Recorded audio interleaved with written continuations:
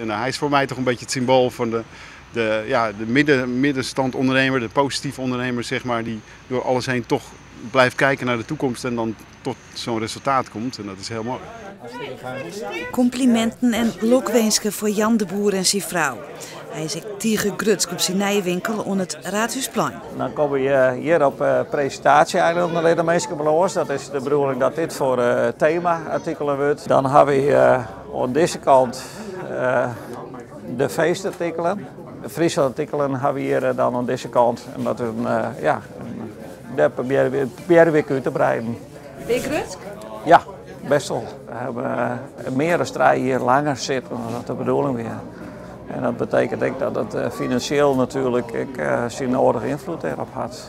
Hoe positief moest je blijven de Aronieren? Heel positief. Op zich weer de winkel heel netjes, heel keurig. Daar bekeert het aan.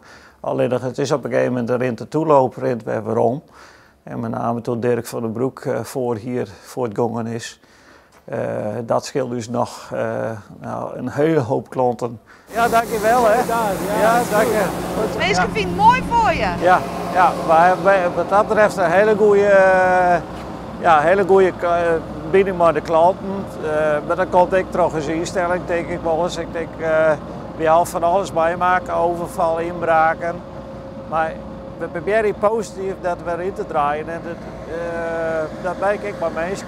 En als je wat jouwen, krijg ik weer waarom. En de komende tijd nogmaals wordt ik nog wel even dreig, maar daar zul ik wel voor uitkomen.